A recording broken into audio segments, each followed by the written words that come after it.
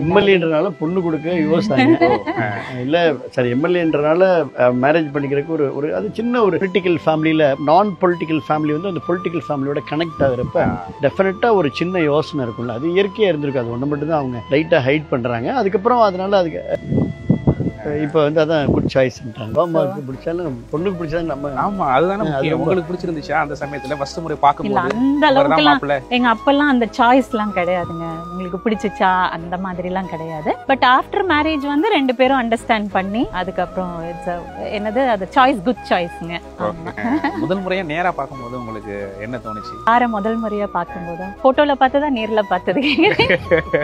நேரா பார்க்கும்போது சொல்றேன். என்ன போட்டோல இருக்கிற மாதிரி இருந்தாரா இல்ல வித்தியாசமா காஸ்டியூம்ஸ்ல வந்தாரா? எப்படி உங்களுக்கு? ரொம்ப ஹானஸ்டா சொல்லணும்னா இவங்க ஒரு பெரிய பெட்டாலியனோட வந்திருந்தாங்க.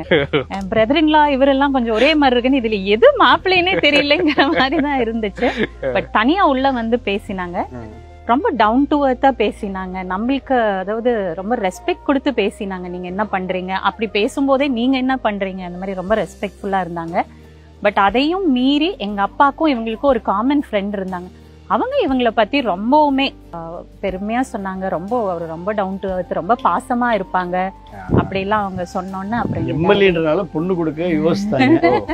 இல்ல சார், எம்எல்ஏன்றனால மேரேஜ் பண்ணிக்கிறதுக்கு ஒரு அது சின்ன ஒரு பொலிட்டிக்கல் ஃபேமிலியில நான் பொலிட்டிக்கல் ஃபேமிலி வந்து அந்த பொலிட்டிக்கல் ஃபேமிலியோட கனெக்ட் ஆகுறப்ப டெஃபினட்டா ஒரு சின்ன யோசனை இருக்கும்ல, அது இயற்கையா இருந்திருக்கு. அது ஒன்று மட்டும் தான் அவங்க லைட்டா ஹைட் பண்றாங்க. அதுக்கப்புறம் அதனால அதுக்கு இப்போ வந்து அதான் குட் சாய்ஸ்ன்றாங்க. பரவாயில்ல.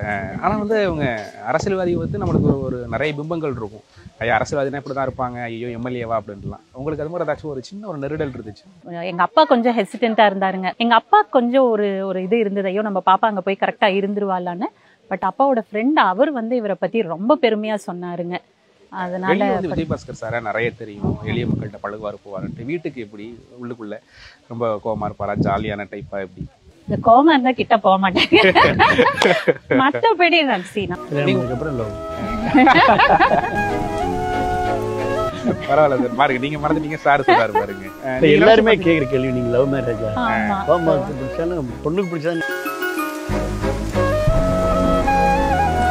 எங்களோட வளர்ப்பு எப்படிதாங்க இப்போ இங்கேயும் அப்படிதான். பசங்களை அப்பா அம்மா என்ன சொல்றாங்களோ அது நம்மளுக்கு நல்லதா இருக்குங்க. எங்க அம்மா தான் முழுக்க காரணம்.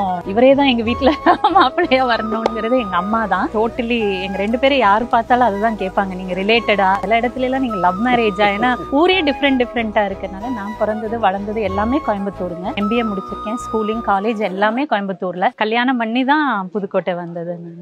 ஆமா. அப்புறம் லவ். பரவாயில்ல சார். பாருங்க நீங்க மறந்துட்டீங்க, சார் சொல்றாரு பாருங்க. எல்லாருமே கேக்குற கேள்வி, நீங்க லவ் மேரேஜா?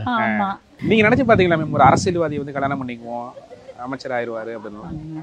எனக்கு சாய்ஸே கிடையாதுங்க. அப்பா அம்மா என்ன சொல்றாங்களோ அது. பட் அவங்க பெஸ்ட் சாய்ஸ் தான் கொடுத்துருக்காங்கிறது ஐம் ஹாப்பிங்க. நான் அம்மா அப்பா என்ன எங்களோட வளர்ப்பு எப்படிதாங்க இப்போ இங்கேயும் அப்படிதான். பசங்களை அப்பா அம்மா என்ன சொல்றாங்களோ அது நம்மளுக்கு நல்லதா இருக்குங்க. எங்க அம்மா தான் முழுக்க காரணம். இவரே தான் எங்க வீட்டுல மாப்பிள்ளையா வரணும்ங்கிறது எங்க அம்மா தான். அப்பா அம்மா